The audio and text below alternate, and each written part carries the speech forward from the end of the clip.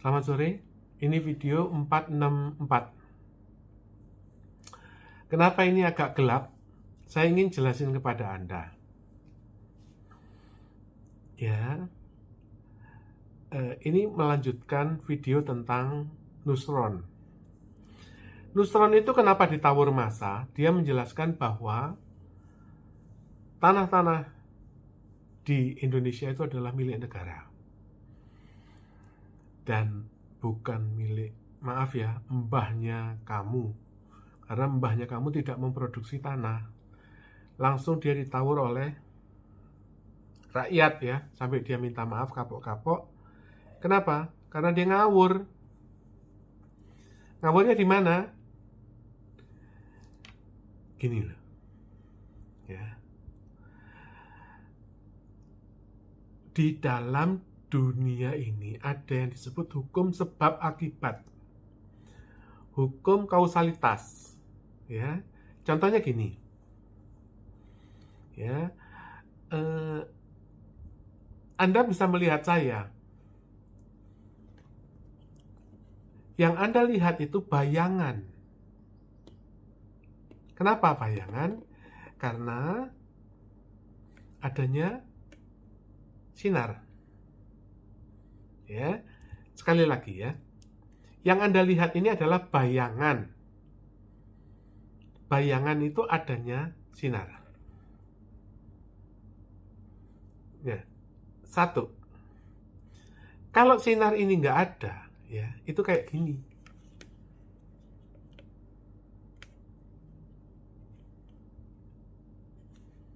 Ya, kalau sinarnya nggak ada.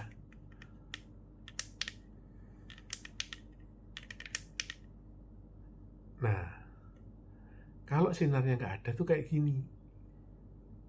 Jadi, yang Anda lihat itu adalah bayangan. Oke? Kedua, kalau Anda lihat sinar, ya, Anda nggak akan lihat bayangan.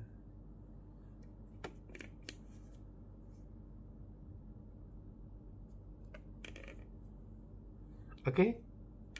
Sehingga, artinya apa?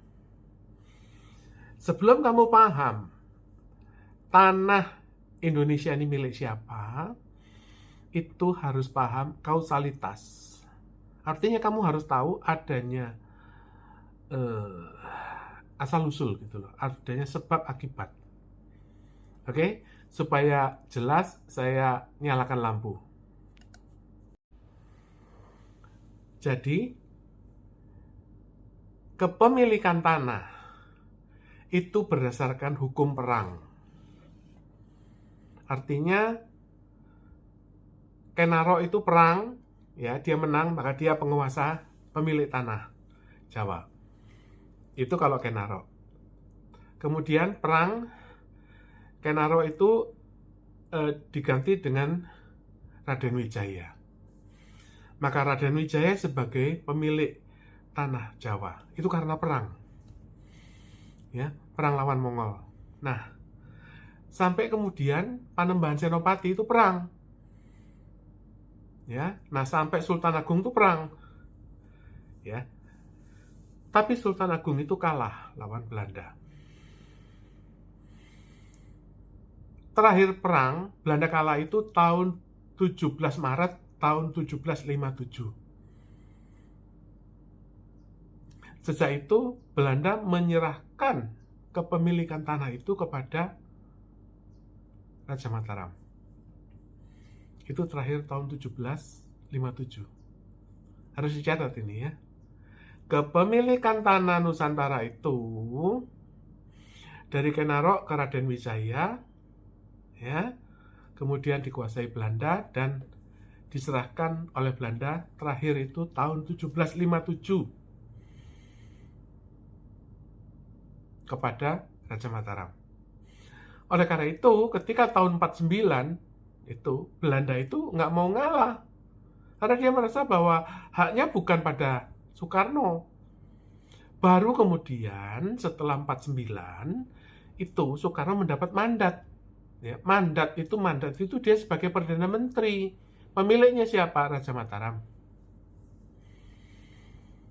Soekarno mendapat mandat tahun 49. Tahun 63 mandat itu dicabut karena apa? Karena perang Ganyang Malaysia. Kemudian mandat itu dirubah tahun 73 kepada Soeharto. Siapa pemilik tanah Nusantara? Raja Mataram. Siapa penguasanya? Adalah mandataris Soeharto. Tahun 2008 Soeharto mati, mandat itu hilang. Oleh karena itu, Nusron bukan pemilik tanah, negara bukan pemilik tanah, pemerintah apalagi bukan pemilik tanah, tetapi pemenang perang, pemenang mandat. Tahun 2008 mandat itu hilang, Soeharto mati, dan gak jelas mandatnya kemana. Oleh karena itu, Indonesia sejak itu tidak punya kepemilikan tanah. Adanya ya SHM itu untuk perorangan. Ya Anda kalau cuma 500 meter, 5.000 meter bisa. Lebih dari itu tidak ada.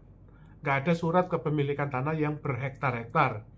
Gak ada. Itu hanya kamu hak pengelolaan lahan, HGU.